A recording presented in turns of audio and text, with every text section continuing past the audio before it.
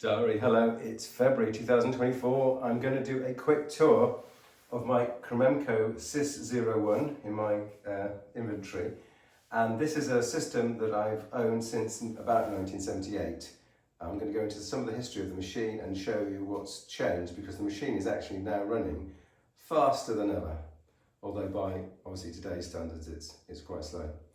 So Cromemco is a US company, founded and running in California, USA. They actually manufactured quite high-end computers starting in the 1970s. This machine was bought roughly about 1978. I'm putting a date on it. And in those days you could either buy the computers ready built, or you could buy the chassis, let's say, ready built, and the cards were supplied in just with components, and you had to solder the cards together. So this computer, when we first bought it, we bought the chassis and then we assembled and soldered the cards together, and that saved money. And at the time, these computers were very expensive. So to give you an idea of the costs, you see a floppy drive down here. This is not actually the original floppy drive, it's a better than the original floppy drive. But the original floppy drive, which was double height, so this is a half height drive, the original floppy drive, which stored 79 kilobytes of information, cost, I remember the cost because it sticks in my mind, it was over £350, British pounds, in 1970, I think it was about 1976, something like that. And that was a huge amount of money. I mean, to put it into perspective, you could buy a decent Ford car for just over £1,000. So a single floppy drive, not even the computer itself, not just the chassis, but just the floppy drive, was a third the price of a car.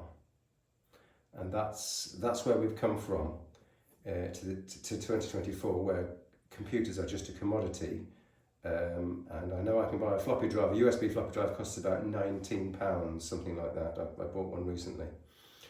So just think, it's £19 in 2024, and the same, or effectively a less technological part, cost over £300 in the 1970s. Anyway, I don't want to dwell on that too much, but I want to just go over the machine, what's in the machine, and how is it working today.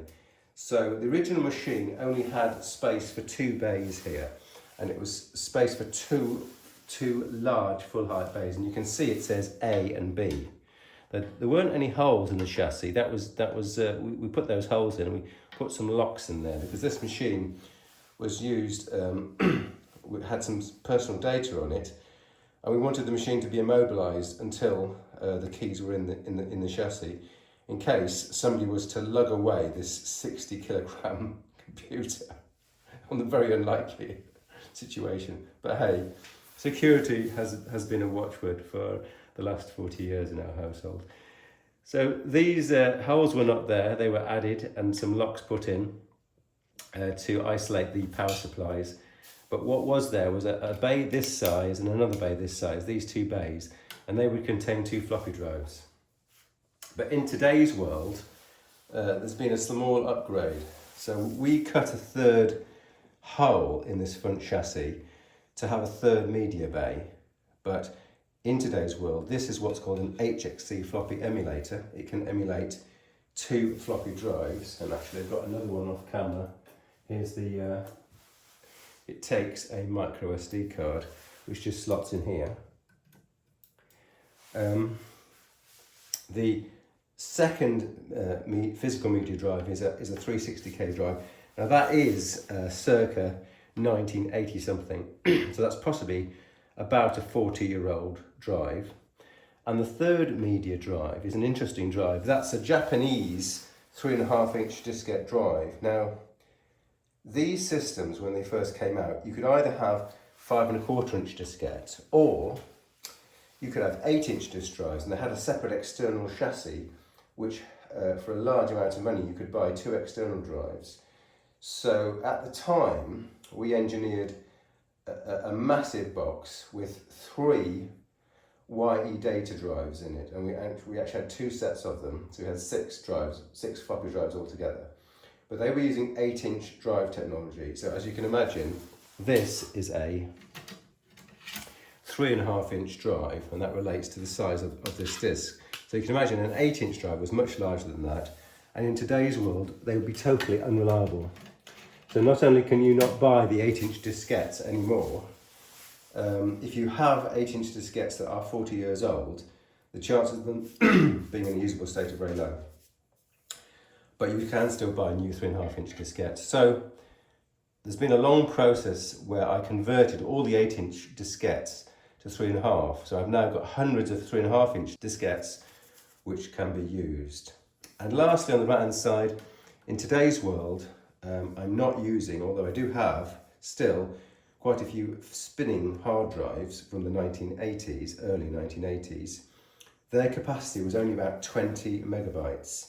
And instead, I have a Linux computer here, which via its GPIO ports can drive some circuitry and emulate a drive of that time.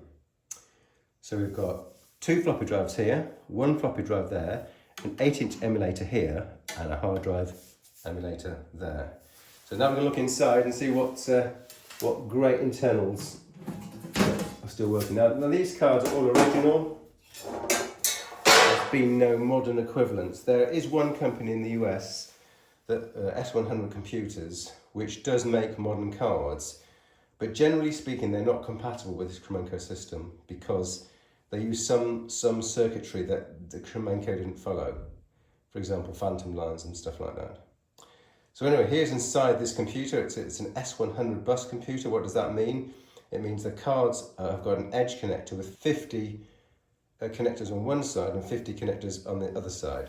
So if we look into the chassis, it's a 21 slot chassis. It's a passive backplane, which means there's no electronics on the backplane, just connectors. So one of these cards, for example, I think it's this one here, is the XPU CPU card. So then we have 1, 2, 3, 4 memory cards. This is the hard drive controller. So the cables that go out of there will feed here. And lastly, we've got the floppy disk controller. Now, Cromemco was very clever in the sense their design was quite a classic design. There's a hinge here, and that hinge is a sort of double hinge. So we can open the chassis here, and we can swing this back and out. So you can see that's how you actually get the cards in and out of the machine. And you can see some of the ribbon cables here. So these are the ribbon cables. So back in the day, MFM drives had 2 cables. There was a data cable and a control cable. So this machine here has got 2 control cables and 1 data cable here. And that's what feeds this emulator. So this is the hard drive emulator card. Here is the floppy disk controller card. Now the floppy disk controller card is quite interesting because it also had a serial port on it as well.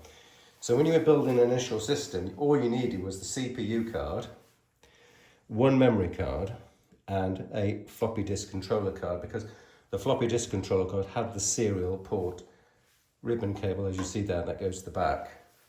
So that's the sort of main cards that you would need: the floppy card, the CPU card, and the memory card. And you can start with as little as 3 cards. And then when your bank account got slightly larger, you could think about buying a hard drive controller card and a hard drive. And finally, you'll see that in this machine there's a PC power supply. That's because these machines are very susceptible to break down, and I didn't want an extra load on the regular transformer-based power supply at the back here. So in order to not stress the poor old machine's power supply, the 5-volt rail is now powered from this power supply. So these peripherals here might need 5 and 12 volts. And if anything was going to blow up the actual power supply, it might be a Duff hard drive here, a spinning hard drive. So this powers this area here, and so it kind of relieves the pressure on the old vintage power supply you see at the back. Okay, Diary, that's the end of the tour. I hope you enjoyed that, and there'll be more, so keep watching.